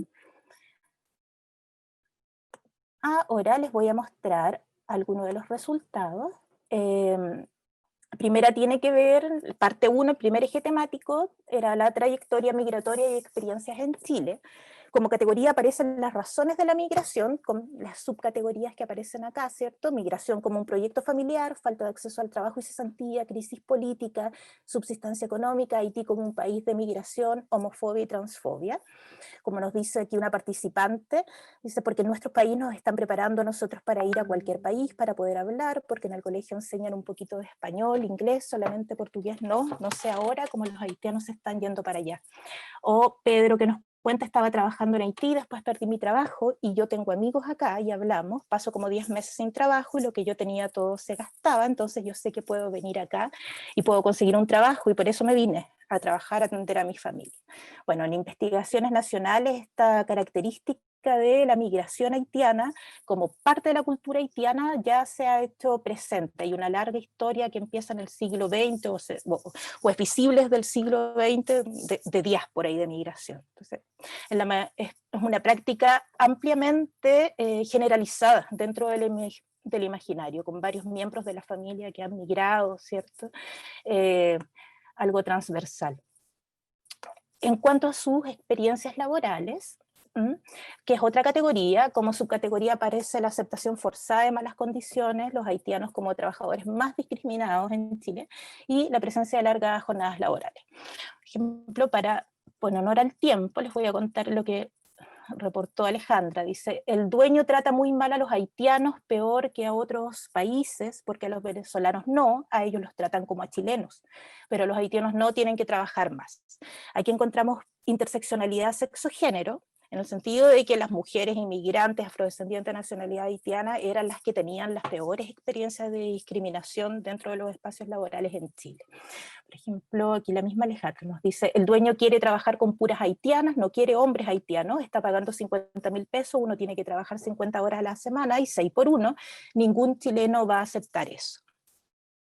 Bueno, aquí dentro de la discusión, la presencia de discriminación y racismo a trabajadores afrodescendientes ampliamente estudiada, mucho menos en haitianos, pero existe. Además, como discutimos en la tesis, nuestro resultado da en cuenta que el trabajo tiene vigencia como categoría estructuradora de la identidad. O sea, parte importante de la identidad de los participantes se construye en torno a sus vivencias en el trabajo. Otro hallazgo, fue novedoso, fue la importancia de las identificaciones religiosas, particularmente de tipo cristiano-evangélica, y su interseccionalidad con el eje sexo-género. En particular, en este caso, con la proscripción de las conductas homosexuales o transgénero. ¿Ya? Por ejemplo, aquí nos dice Cristian, a Dios no le gusta eso, en la Biblia no se acepta, está malo, es de maldición. O Dios nos ha advertido esto a través de su palabra, dijo que los hombres no tienen que meterse con los hombres y las mujeres tampoco, dice Carola. Otro eje, segundo eje, el orden sexo-género en Haití. La categoría aparece como describiéndolo como tradicional, ¿cierto? Y patriarcal. Como subcategoría aparece homofobia, transfobia, violencia en contra de las mujeres, roles y estereotipos femeninos tradicionales y una división sexual tradicional del trabajo. Por ejemplo, Juan nos dice, en la calle en que yo vivía ya había una pareja hombre-hombre que arrendaban una casa y nosotros los despedimos a la calle. La primera vez hablamos que no pueden hacer eso acá, después nosotros entramos a la casa y les pegamos. Es normal para nosotros, para el gobierno también es normal, puede venir la policía, puede llegar el comisario, pero no va a pasar nada porque ellos también están de acuerdo. Aquí Fabiola nos dice en la misma categoría, para las mujeres tienen anticonceptivas, pero así para una mujer como yo, si quiero hacer un tránsito, no. Tú tienes que entrar a República Dominicana. Fabiola es una transgénero femenina. O Cristian nos dice, en mi país cuando tienes una mujer, si la mujer hace las cosas mal, yo puedo golpear y no te hacen nada. O Cristian dice, cuando mi señora va a trabajar, si yo no trabajo, si yo no tengo pega, mi señora tiene respeto, tiene un respeto hacia mí, mi señora no va a ser la persona responsable de la casa porque ella sabe que soy yo, que yo soy el hombre de su casa. Aquí les voy a mostrar un poco sobre el eje étnico-racial.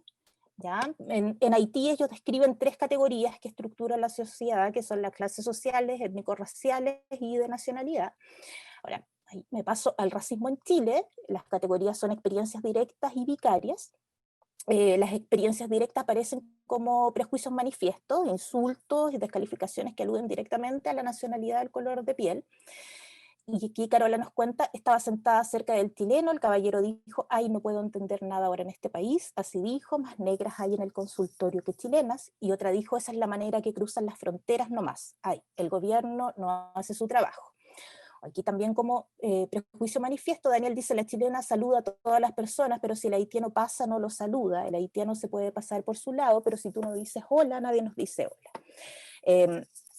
En otras investigaciones nacionales siempre, han aparecido estas manifestaciones no descritas como prejuicios manifiestos, pero sí la negativa a establecer contacto íntimo o los insultos directos.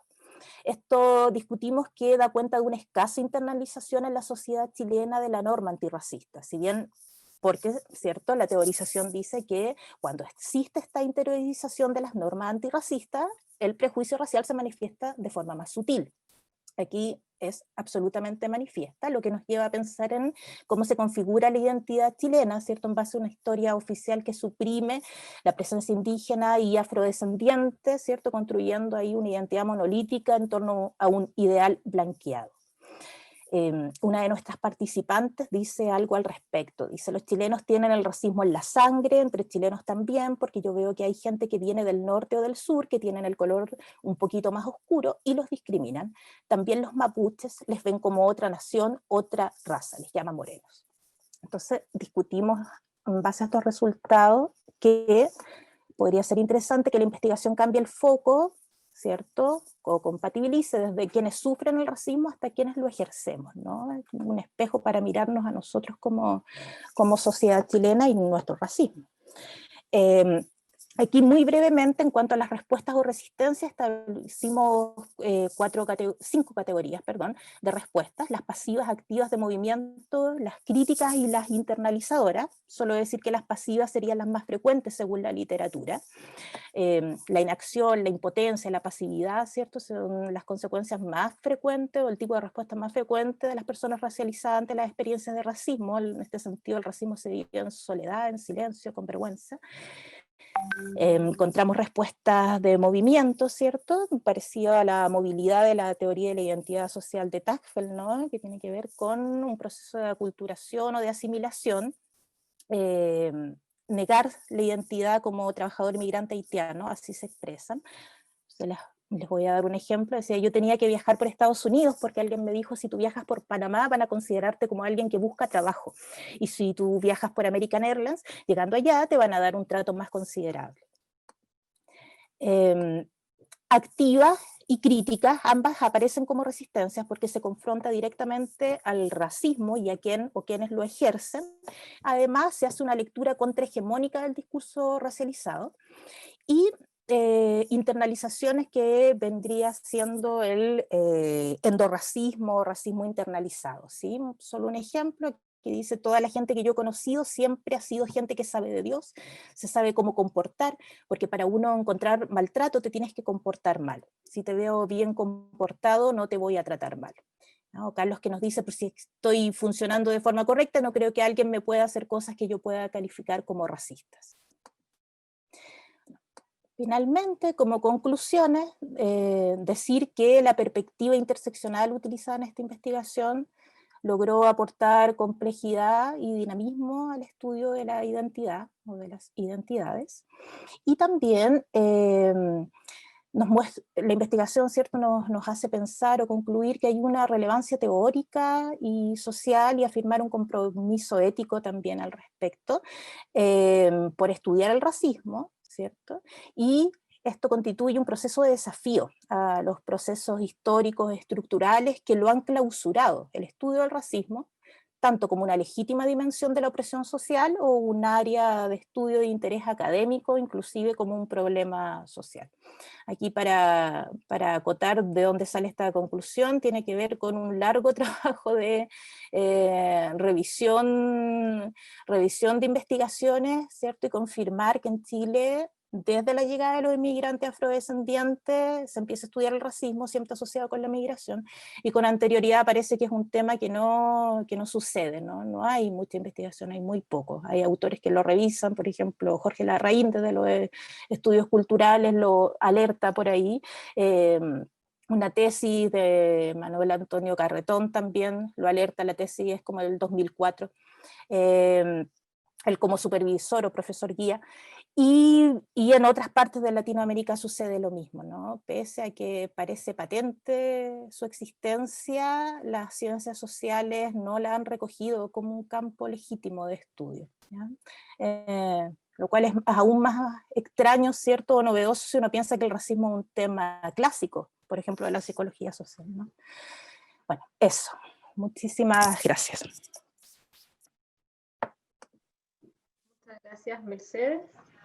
Vamos a dar paso ahora a los comentarios de la mesa, que están a cargo de Aldo Madariaga y de Macarena Orchat, ambos investigadores COES y UDP.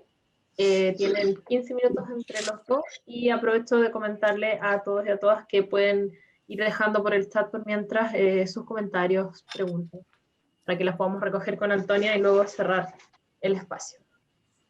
Adelante, Maca, Aldo. Buenísimo. Aldo, no sé, ¿parto yo? Dale, parte tú y yo tomo 7,5 cada uno, ¿no? Ya, eso, ahí me avisan porque es poquito tiempo. Con fair play. Buenísimo. Lo primero es naturalmente felicitarlos y felicitarlas, qué lujo, de verdad, como la diversidad y la potencia de las distintas presentaciones, tanto desde el punto de vista teórico como desde el punto de vista empírico. O sea, si esto es lo que están investigando los investigadores jóvenes, uno se pregunta qué están investigando los otros, ¿no? De verdad, o los no tan jóvenes, o los que ya no somos tan jóvenes. Así que, de verdad, como felicitarlos. Y hay como muchísima riqueza tengo poquito tiempo por cada una, así que algunos comentarios y preguntas concretas. Con respecto a la primera, la presentación de Gabriel y Claudia, quería felicitarlas por la creatividad del tema. Creo que es súper interesante que hayan intentado como demostrar que la fidelización, en el fondo, de los clientes tiene un rol causal, ¿no? en el problema de la obesidad y la malnutrición en la sociedad chilena. Creo que hay mucha creatividad en eso, y considerando que es una tesis de pregrado, además, me parece como sumamente potente y las felicito por eso. Quizás algunas como reflexiones en torno a cómo sigue adelante esta agenda, pensando que a lo mejor pueden constituir una agenda de investigación en esta área. Lo primero es pensar en hasta qué punto este caso es generalizable, ¿no? Evidentemente, siempre que hacemos estudios de caso, hay un desafío por ese lado, ¿no? Ustedes hacen escogen un caso, el caso de Maipú, además de la cadena Walmart, entonces evidentemente ahí hay una reflexión que hacer, ¿no? Hasta qué punto estos resultados podrían ser como generalizables a otros contextos, a otros espacios en el marco de la sociedad chilena, o quizás incluso en otros contextos.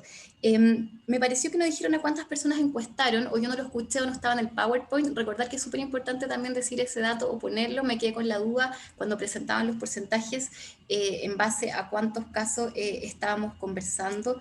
Y también me estaba preguntando desde el punto de vista también como más subjetivo, ¿no? Me parece muy interesante esta beta que se abre de pensar el consumo, pero en particular la lógica crediticia, como un espacio de reconocimiento social. ¿Ya? Ustedes hablaban esta idea, había una suerte de noción de invisibilización. Ustedes muestran unas citas al principio, ¿no? Cuando ellos dicen como yo soy invisible para el banco, ¿no? Y en ese sentido, cuando accedo al crédito hay una posibilidad ahí que no tiene solamente que ver con el consumo en sí, sino también como con una suerte de lógica del reconocimiento. No sé si me explico, como una dimensión más simbólica de lo que permite el acceso al crédito. Creo que hay una posibilidad también ahí de reflexionar quizás también como una beta para explorar en investigaciones futuras. Y lo otro que también pienso es que de alguna manera con esto de la fidelización ustedes están como mostrando quizás como un mecanismo causal distinto o novedoso para explicar problemas de malnutrición. Evidentemente también ahí la pregunta es cuáles son los otros mecanismos o las otras variables, ¿no? Que están impactando los procesos o la relación entre clase social y malnutrición en la sociedad chilena. Yo creo que hay una suerte de tradición quizás de estudios en esa área que están mostrando como la relación entre clase y desnutrición. Entonces sería interesante como situar en ese contexto también la discusión que ustedes están presentando, ¿no? Cómo este mecanismo o esta variable que están detectando se suma a estas otras variables que pueden estar en la discusión, ¿ya? Sería como interesante explorarlo. ¿Ya? Algunas ideas entonces como para quizás ir pensando cómo avanza la agenda más hacia adelante. Con respecto a la presentación de Roberto y Felipe, me encantó la discusión teórica que están proponiendo, me pareció muy potente y es muy atractivo ver cuando preguntas con tanta profundidad teórica además se ponen en juego o intentan ser demostradas a través de perspectivas cuantitativas, que siempre es muy difícil. Entonces en ese sentido también como quería felicitarlos por la intencionalidad teórica y por esta como naturalmente como este objetivo de ir a testear esas hipótesis desde la perspectiva cuantitativa que siempre es muy desafiante. Tengo acá preguntas, dudas, comentarios más teóricos también. Pienso que daba mucho para debatir, hubiera sido como interesante saber más. Veo que hay varios modelos en juego. Pero entiendo que el objetivo acá es demostrar, ¿cierto?, que hay algo, ¿cierto?, en el campo del arte que no tiene solo que ver con la clase y el estatus, ¿no? Eso es lo que ustedes están como planteando como discusión teórica de fondo, y en ese sentido la disposición estética aparece como una variable que podría no estar tan determinada, digamos, por la clase o el estatus. Sería como eso otro adicional, ¿no?, que estaría influenciando en este campo. Y en ese contexto tengo como dos comentarios, dos preguntas. Una tiene que ver con... Ustedes hablaron de este efecto de compensación, ¿no?, del nivel educacional, que me pareció muy interesante, me hubiera gustado de hecho escuchar un poquito más sobre eso. Pero entiendo, ¿cierto?, que en el fondo la pregunta que quiero plantear es ¿hasta qué punto esa disposición estética es realmente algo independiente de la clase y el estatus? Yo veo, por un lado, que el ingreso tiene un bajo peso en el modelo, lo que es muy relevante. Si uno entiende la clase solo desde la perspectiva económica, uno les da la razón, ¿cierto? Uno diría, bueno, evidentemente entonces la clase y la disposición estética no están asociadas, o sí están asociadas, pero si uno las controla, si uno controla la disposición estética por clase, ¿cierto? Uno se da cuenta que la disposición estética tiene un rol independiente, ¿no?, más allá de la clase. Entonces, desde la perspectiva de la variable ingreso, entiendo que la hipótesis se sostiene, ¿no? La pregunta es, ¿qué pasa con el nivel educacional? Porque yo entiendo, un poco por lo que he leído, que nivel educacional está bastante asociado con el ingreso también en la sociedad chilena. O sea, sabemos que en Chile hay mucha asociación entre, entiendo, la dimensión más educativa y la dimensión de ingresos, ¿no? Entonces, entendiendo que el nivel educacional sí está asociado, entiendo, con la disposición estética, ¿hasta qué punto realmente la disposición estética es independiente de la clase? ¿Se entiende a lo que voy? O sea, si hay una asociación efectiva entre dimensión educacional e, insisto, esta disposición estética, quizás sí hay algo en la disposición estética que igual finalmente termina volviendo hacia el tema de la clase, ¿no? Que un poco pareciera pasar que en la sociedad chilena eso pasó mucho, ¿no? Finalmente cualquier cosa que uno cruza por clase social o digamos por nivel educacional suele estar como correlacionado. Entonces, veo el avance, pero también tengo la duda, ¿no? Me parece como interesante debatirlo. Y lo último que quería como comentar, que me pareció interesante también, que ustedes decían como, ¿cierto? Hay algo en el arte, entonces, que no tiene que ver con la clase, no tiene que ver con el estatus. Y yo me pregunto hasta qué punto eso es algo que es solo propio del campo del arte. Yo estaba tratando de recordar un poco los planteamientos de Bourdieu al respecto y entiendo que en cada campo, ¿no?, desde la lógica bourdiana, hay algo que está en juego, ¿no?, que quizás no es solo parte del estatus o que no es solo parte de la clase, siempre hay algo adicional, ¿no? Entonces me estaba preguntando, no lo tengo tan claro, hasta qué punto esto sería, insisto, algo como propio del campo del arte, o algo que a lo mejor lo aplicaría a cualquier otro campo del que pudiéramos estar discutiendo, ¿no? Me parecía como interesante discutirlo teóricamente. Con respecto a la investigación de Hernán, de nuevo, me pareció muy, muy rico, muy interesante. Yo tengo poca experiencia personal en el campo de la investigación, como de la geografía histórica, entonces me pareció como muy iluminador lo que nos mostraste, y verlo además con los mapas me pareció como muy, muy interesante, y entiendo además, como tú mismo cuentas, que este giro espacial en las ciencias sociales, efectivamente, yo lo veo también, o sea, la importancia que está tomando el territorio, digamos, en las discusiones en ciencias sociales es central. Entonces, desde el punto de vista de la sociología, ¿no? Que es como mi área, ¿no? Me empiezo a preguntar también cómo no debiéramos nosotros empezar a incorporar también esta dimensión de la geografía histórica para responder muchas de las preguntas que nos estamos haciendo en torno a la potencia del territorio. Una pregunta que tenía más por curiosidad y desconocimiento quizá, tú nos mostraste cómo hay una suerte, en el fondo lo sociocultural, podríamos decir, que tiene que ver con lo... Yo entiendo que el tema como de la dimensión religiosa lo estaríamos conceptualizando como lo sociocultural en este contexto. Entonces entiendo que lo sociocultural está apareciendo como una suerte de antesala de lo económico, por decirlo en términos súper simples. En el fondo vemos cómo en el proceso de territorialización hubo primero un proceso más sociocultural que finalmente termina determinando, ¿no? Valga la redundancia, la configuración del territorio en una lógica más funcional, que es como la lógica económica, ¿no? Y en el fondo lo que me estaba preguntando por curiosidad es hasta qué punto esta lógica explicativa que tú estás presentando, en que lo sociocultural sería la antesala y luego vendría como la configuración más económica, es algo como quizás contraintuitivo, y que de alguna manera por ahí también está el aporte de tu investigación. O sea, hasta qué punto, desde el modo en que habitualmente nos explicamos la territorialización, la lógica que tú estás presentando como lo sociocultural antecediendo lo económico, no de alguna manera está como siendo contraintuitivo con respecto a las lógicas más habituales, donde a lo mejor uno pensaría que primero viene la configuración económica de lo territorial y luego se construyen como las dinámicas socioculturales sobre eso, ¿no? No sé si se entiende. Entonces, intuyo que por ahí está parte también de la novedad de tu investigación. Creo que es algo que además sería, si es que tengo razón, quizás es algo a destacar en la narrativa de lo que estás presentando, porque me parece como muy potente como epistemológicamente, pero tengo la duda, te lo planteo como una pregunta y algo a conversar.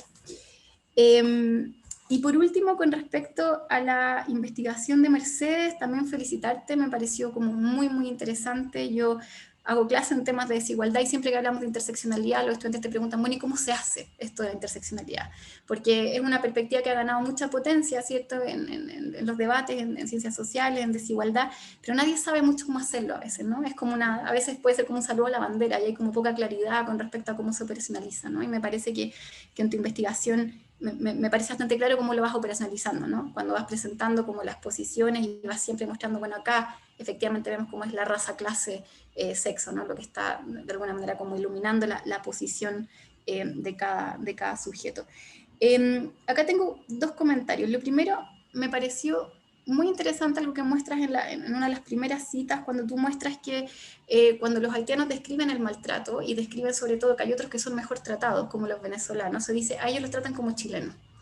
Y me parece muy interesante que el ser tratado como chileno pase a ser como el parámetro normativo de lo bueno, en una sociedad en la cual también hay mucho maltrato entre chilenos. Sabemos que en la sociedad chilena hay una experiencia de maltrato generalizada entre los chilenos también, donde el factor clase suele tener un rol muy importante, ¿no? Entonces, hay algo interesante ahí, como esa posición del otro, ¿no? El otro migrante observa el buen trato en el trato entre chilenos, aunque también reconoce el maltrato entre chilenos, tú también lo mencionaste, pero también hay una suerte de desplazamiento ahí, que me pareció interesante, insisto, en una sociedad que en general está asumiendo que tiene mucho maltrato, entre personas también de la misma nacionalidad. Y lo segundo que quería comentar, que me parece muy importante también, en relación a esta otra cita en que el sujeto dice, los chilenos parece que tienen el racismo en la sangre, ¿no? Tengo la impresión, lo he leído en algunas investigaciones, que los chilenos y chilenas somos un poco ciegos en torno al peso del racismo en nuestra propia desigualdad, ¿no? Muchas veces somos una sociedad que se piensa mucho desde la desigualdad de clase y muy poco desde la desigualdad de raza.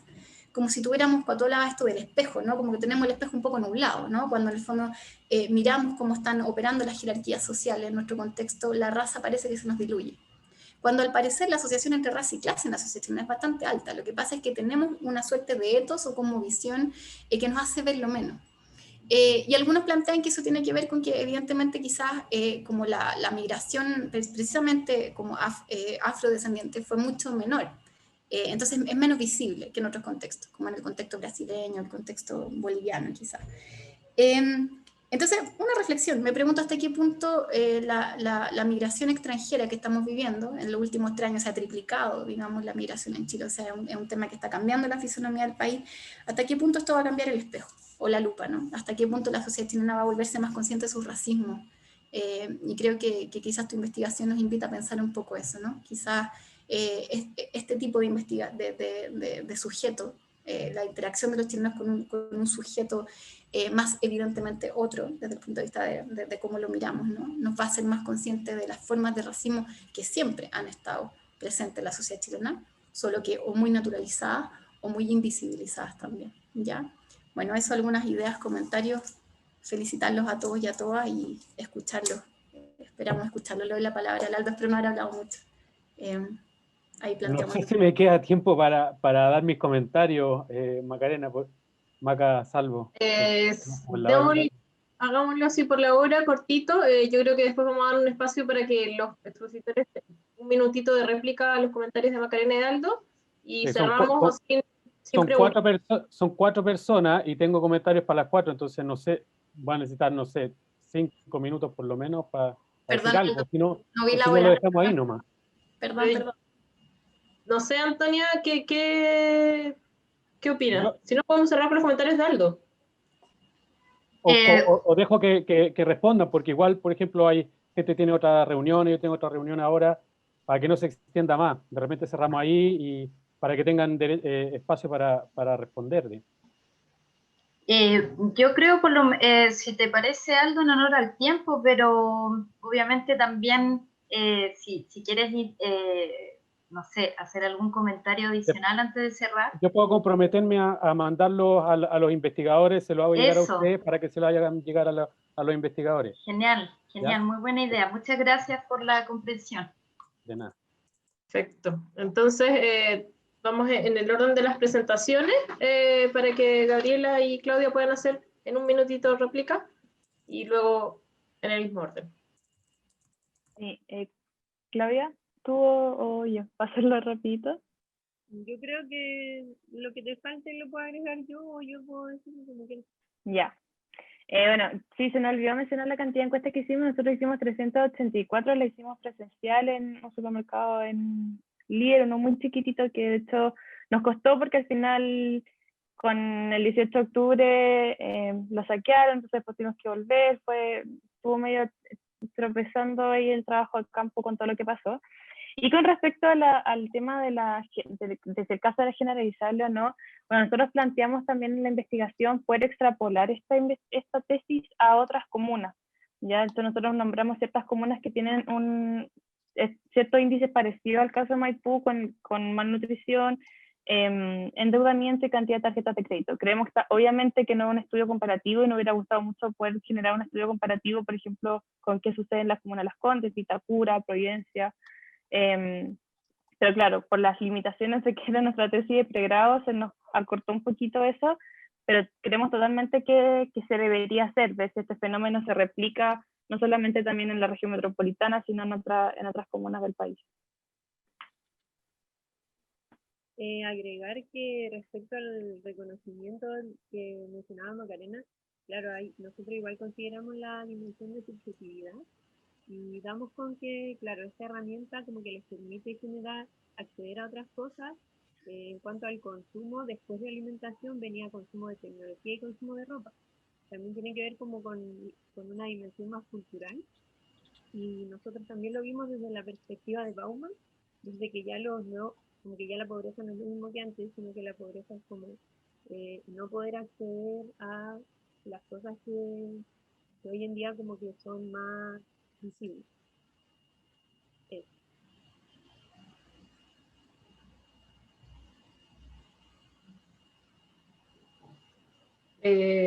Súper. Gracias, Claudia y Gabriela. Felipe, no sé si quieres hacer Sí, gracias. Gracias por los comentarios, Macarena.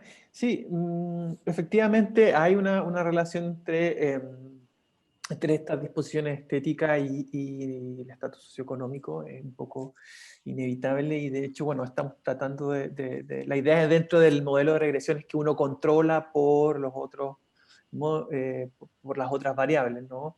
Y de hecho la muestra grande que tenemos nos permite un poco ir jugando con, ir probando distintos modelos, pero estos son todavía provisionales. Aún así, creemos que tenemos evidencia para demostrar que efectivamente la disposición estética tiene un efecto compensatorio, ¿no? Y de alguna manera creemos también que otra forma de testear esto es a través de la investigación cualitativa, ¿no? De casos donde veamos que haya desarrollo de cierto juicio estético, pero que no esté necesariamente vinculado a sectores más afluentes, ¿no? A niveles de estatus socioeconómico más alto. Eso, que por la primer comentario. Roberto, no sé si querías comentarte lo segundo. ¿Se escucha? Muchas gracias también por como el notar el esfuerzo teórico detrás, que es justamente una parte que a mí me apasiona mucho en lo personal. Creo que es muy distinto hacer sociología cultural que hacer sociología del arte también. Entonces aquí hay una querella que tiene que ver con lo que yo llamo, ¿cierto?, el problema de la autonomía del arte, que es una gran tradición que está ahí detrás en tensión, ¿cierto?, de cuál es la relación entre el arte y el valor. Y eso tiene que ver, y lo menciono siendo súper breve, que me gustaría también haberlo discutido más, con el tipo de juicio, ¿cierto?, que opera en las acciones e interacciones sociales, donde se hace un distingo en que no todo es la razón instrumental weberiana, ¿cierto? No todo es medios orientados a fines en el sentido práctico, sino que la intervención que hacen estos teóricos es que existe también una razón que es impráctica, que es una razón, un juicio estético, ¿no? Que también rompe otra idea muy clara en ese aspecto, que es la distinción entre baja cultura y alta cultura. Eso quiere decir que solamente la socialización estética o la capacidad de habitar estéticamente el mundo dependería de instituciones clásicas como la escuela, ¿cierto? O como en la universidad, el museo y otras, digamos, instituciones de mediación que claramente están, digamos, alteradas por relaciones de clase, ¿no? Esto implica también reconocer que la socialización estética no ocurre también, por ejemplo, por eso es muy interesante hacerse la pregunta por pueblos originarios, ¿cierto? O por otros espacios donde lo estético está ocurriendo socialmente. No ocurre, por eso hacemos un two-path como tracing, que es tratar de rastrear tanto por la socialización en el mundo cotidiano. En el mundo cotidiano hay un juicio estético hacia la contemplación de la vida, ¿cierto? Y uno también en el plano institucional, por supuesto, ¿no? Y que ocurre, que eso es súper interesante pensarlo, también en el transcurso de la vida, ¿no? Podemos adquirir juicio estético, digamos, incluso no solo en el colegio, sino que también, digamos, a lo largo de muchas experiencias con esa forma de pensar la vida social desde el arte. Así que, bueno, y eso, muchas otras cosas más, y que tiene que ver en general con una apuesta mía en particular de mi tesis, que es hacer una economía política del arte en Chile. Eso, muchas gracias. Gracias, Roberto y Felipe. Hernán, y luego cerramos con Mercedes. Chaltumaya, la Quimiltuchefe, por sus comentarios, me ha permitido poder reflexionar, hacer un poco de Requetuam y un poco de Nutram respecto de la temática. Yendo directamente a su pregunta, efectivamente hay una relación entre lo religioso y la territorialización de este espacio, y no solamente de este espacio, sino prácticamente de todos los espacios de los valles de la provincia de Valdivia, y un caso muy concreto es el que corresponde a mi familia. Por eso yo digo que yo también estudiaba mi familia. Mi familia participaba de una festividad religiosa que hoy día se llama Playa Calafquén, que es el Beato Santo San Sebastián, en Calafquén. Pero resulta que ese sector de Calafquén, que hoy día es un puerto del lago Calafquén, en la ribera sur, correspondía a un lugar de Guillatúe, era un Guillatúe. Es decir, se instala la misión y el centro ceremonial, digamos, del santo en un territorio de Guillatúe. Por lo tanto, la territorialización no solamente pasa por el espacio funcional a la estructuración económica, sino también pasa por un espacio de sacralización del mismo. Es decir, vamos a transformar o vamos a transitar desde un territorio sacro, que era el Guillatúe, desde la perspectiva del Mapuche Quimón, a un territorio sacro católico, potencializado y fomentado por la Iglesia, y que genera nuevamente un espacio de unión, no solamente de los mapuches, y en este caso de mi familia Mapún, que iba a ser Guillatu a ese territorio, sino también de mi familia Huinca, que se integra a la familia Mapún y que también ahora va por el santo. Mi abuela me decía muy bien que ellos se vestían, iban todo el día con almuerzo para el día en caballo a la festividad del santo, y por otra parte, antes mi familia Mapún iba a ser Guillatu ese territorio. Por lo tanto, tenemos espacios de sacralización junto con los espacios de territorialización. Van de la mano para que después llegue el Estado chileno y territorialice administrativamente los territorios. Por lo tanto, hay una simbiosis muy importante y es un espacio que no solamente es económicamente territorializado, administrativamente territorializado, sino es sacro. Es decir, tenemos un espacio de sacralización y territorios de geografía de lo sagrado que está implícita en este espacio y que también estaríamos visualizando en posteriores investigaciones. Chaltmay.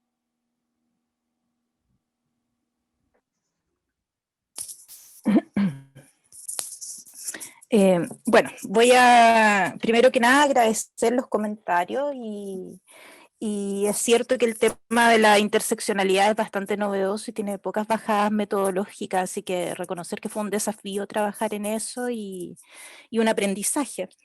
Y no estoy muy segura si es que se logró el propósito, espero que al menos como aproximación sirva. Respecto a los comentarios de Macarena, primero el tema de la nacionalidad, esta percepción de los inmigrantes haitianos entrevistados de que su estatus era inferior, ¿cierto?, al de los chilenos y a los inmigrantes de otras nacionalidades en Chile.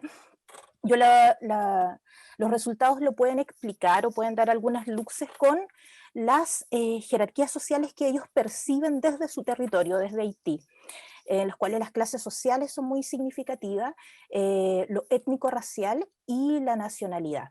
¿Ya? Ahí en el relato de los entrevistados, el tema colonial, hay memorias coloniales propiamente tales, es muy potente, es muy fuerte, y se construye la nacionalidad haitiana en general en una posición jerárquica inferior respecto de otras nacionalidades, pero no solamente nacionalidades coloniales, digamos, como para el caso de Haití, que es Francia y España, que sí son mencionadas explícitamente, sino otras nacionalidades, como por ejemplo Puerto Rico, ¿no? Perdón, República Dominicana en la frontera, ¿no? Aparece el anti-haitianismo, ¿sí?, que es bastante extendido, bastante extenso, como un determinante de la propia nacionalidad. ¿Ya? Ellos se perciben a sí mismos como pertenecientes a una nacionalidad inferior, ¿sí?, o por debajo de, ¿sí?, pese a que hay algunos que resisten a ese tema, ¿no? Pero en general, ¿cierto?, en esta relación fronteriza con República Dominicana es muy patente, no solamente por parte de nacionalidades del primer mundo o con historia, ¿cierto?, que hayan colonizado Haití, sino que con otras, ¿no? Aparece República Dominicana y aparecen los chinos, por ejemplo, ¿ya? No solamente hay una cosa fenotípica en juego, ¿sí?, ni histórica, ¿ya? Y en ese sentido se puede entender cómo eso se extiende a su percepción respecto a su posición en relación a los chilenos y a los inmigrantes de otras nacionalidades, ¿sí? Ellos siempre se consideran a sí mismos como estando por debajo, se perciben a sí mismos, ¿ah? Que en realidad lo más probable, y yo lo que he podido investigar, no solamente una percepción, hay elementos de realidad en eso que ellos mencionan, ¿no? Y el tema de la ceguera al racismo es algo que, por supuesto, por cierto, está en Chile. La investigación, como lo mencionaba, en ciencias sociales es clarificadora al respecto, ¿ya? Parece que lo que en los años 50 y 60 se instituye como un tema clásico de la psicología social o de la sociología, que es el racismo. Específicamente en lugares como Estados Unidos, aquí en Chile no pasaba, no existía. Pero no es solamente de Chile, yo lo que pude ver es que en Latinoamérica, por ejemplo, al parecer, ¿cierto? Y hay autores como Peter Wade, desde la antropología, que dice que es una característica típica de Latinoamérica y el Caribe negar su propio racismo. Y ahí hay un debate extenso al respecto, por ejemplo, en Brasil, con Rita Segato, sobre la utilización de la noción de raza. ¿Hablamos de raza o no hablamos de raza, cierto? Quienes dicen que no, quienes dicen que sí, porque visibiliza la diferencia y la desigualdad, ¿no? Quijano también optó por usar raza, pero siempre entre comillas. diría que parte de la historia colonial, la explicación que yo podría dar tiene que ver con eso, ¿no? Con sociedades que se organizan en torno a este ideal blanqueado, ¿cierto? Que respondiendo a los criollos, a los descendientes, ¿cierto? De los colonizadores, ¿cierto? Y tratan de asimilar todas las diferencias, ya sean pueblos originarios, y en casos como Chile o Argentina, por ejemplo, la afrodescendencia, ¿no? Que parece que no existiera, pese a que hay mucho trabajo, sobre todo trabajo reciente, ¿cierto? En afrochilenidad, en rescatar memorias de afrodescendencia en Chile, y no es solo en Arica, por decirlo así, no solamente el pueblo ya más conocido, ¿cierto? En Azapa, en Arica, en Coquimbo, en el sur de Chile también. Entonces, ¿cierto? Todas estas herencias que han sido negadas, a veces completamente negadas y borradas de la historia oficial, ¿cierto? Hay un esfuerzo de varios investigadores de tratar de levantarlas, de sacarlas del olvido, con la intención también de comprender mejor nuestra identidad nacional, pues este espejo, ¿no? Que tenemos las tres madres, como dicen por ahí, ¿no? La española, la indígena y la afro. Eso podría decir. Gracias. Muchas gracias. Gracias Mercedes, Hernán, Gabriela, Claudia, a Roberto, a Felipe, ¿cierto? Que estuvimos ahora en este bloque con la mesa Múltiples manifestaciones de la desigualdad en Chile. Gracias a quienes se conectaron, y decirles que, bueno, mañana en el mismo enlace nos conectamos a las 10 para la segunda mesa de investigadores e investigadores jóvenes. Tiene el título Desigualdad, Participación y Conflicto Social en Chile. Y luego cerramos con la charla de Raimundo Frey, con el título Tras la desnaturalización de la desigualdad. Muchas gracias a todos y a todas. Nos vemos mañana. Muchas gracias. Chao, gracias. Chao, chao. Gracias. Gracias.